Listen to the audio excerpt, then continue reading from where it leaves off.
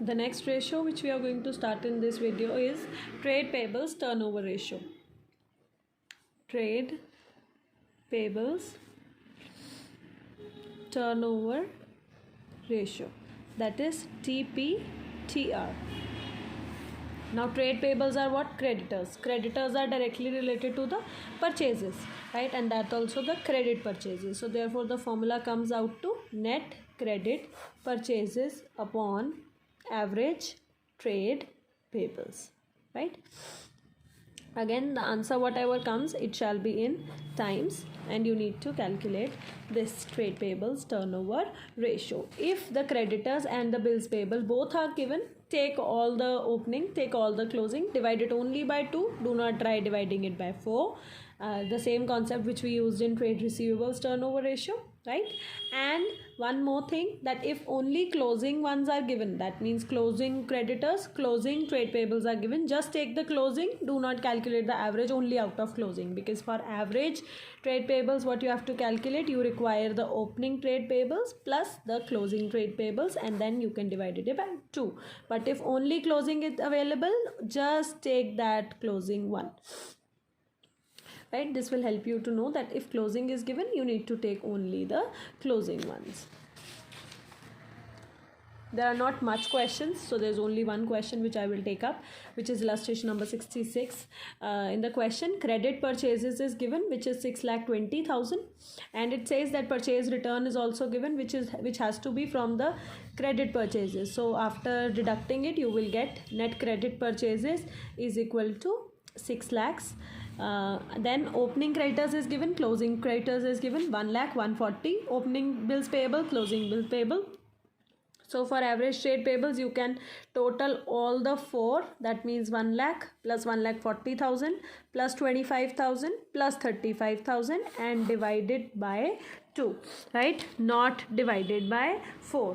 When you do, you will get 240, 260, 90, 3 lakh upon 2 comes out to 1,50,000. For the formula, you require net credit purchases, and upon 1,50,000, this will come up to 4 times. This is the answer, right? So not much in this. And again, the average payment period, what we did is as average collection period, the same concept. If you want the answer in days, you can divide it by 365. If you want the answer to be in months, you can divide it by 12. And here you will use trade payable turnover ratio as the denominator. So whatever comes dividing by 365, the answer shall be in days. Whatever comes by dividing by 12, you will get the answer in months. Not that much important ratio, but you should just know the formula. The fourth type of the turnover ratios or the activity ratios is the last one, working capital turnover ratio, WCTR. Right? Now working capital is directly linked with what? That how much volume of sales will be happening. So working capital is directly linked to sales. Therefore the numerator is what?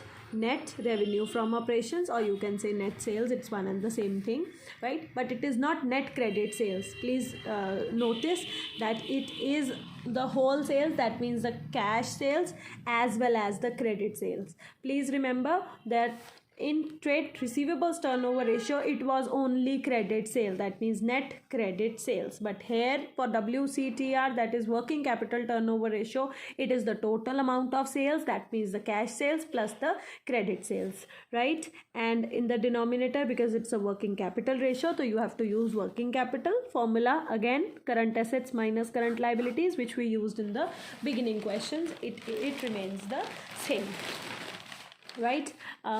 Taking up one question, which is illustration number 67, I would like to do. It is current assets is given is 1,80,000, current liabilities is given, which is 30,000. So working capital comes out to 180 minus 30, 1,50,000. Okay. The next thing which is given is cost of revenue from operation, that means cost of goods sold is given as 10 lakh, and GP is given 20% on cost. So there is one formula for it, how to calculate these. Always write cost plus profit is equal to SP. This is the normal formula, right? That when we want profit, we have to add it in cost and we get the selling price. Now whatever is given, please write that information in this, right? Cost is given 10 lakhs, just write 10 lakhs in front of cost. 20% on cost is GP. So assume that this is 100, 20% will come out to 20 and the selling price will be 120 rupees. Now it is given 20% on cost. So please calculate 20% of 10 lakhs, which comes out to 2 lakhs. Therefore the selling price is what? Or the sales is what? 12 lakhs. So here your net sales comes out to 12 lakhs. So the question is automatically solved.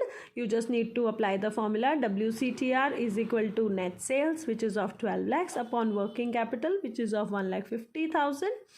And you will get 3 5s are 3 4s are 0, 5 8s are 40. So the answer comes out to 8 times, right? One more thing which I would like to explain is, if this concept was not there and something else was given, please see illustration number 68, with which your all doubts will get cleared, and further I will not try helping you in this WCTR because it will become normal for you. Please see, current assets is given 1,75,000, current liabilities is given 50,000. Therefore working capital is equal to 1,75,000 minus 50,000, which comes out to 1,25,000. Normal, right? The thing which I want to explain, it is given cost of revenue from operations is again given 10 lakh rupees, but this time GP is given 20% on sales and not on cost. Ab pichli baar it was on cost, aapne cost pe apply kar diya, that was easy.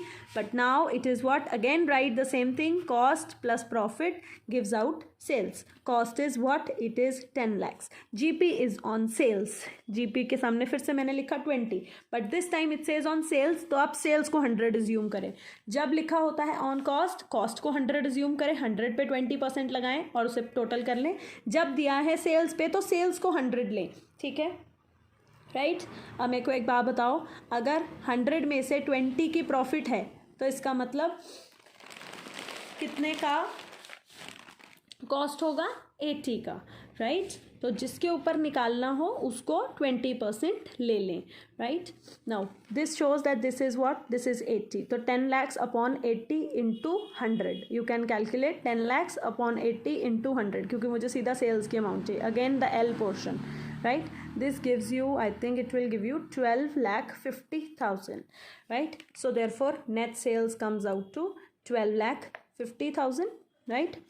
Again applying the formula, WCTR is equal to 12,50,000 upon 1,25,000. Therefore the answer comes out to 10 times. This is the last activity ratios, which was WCTR, working capital turnover ratio, and these questions can now be completed up to illustration number 72.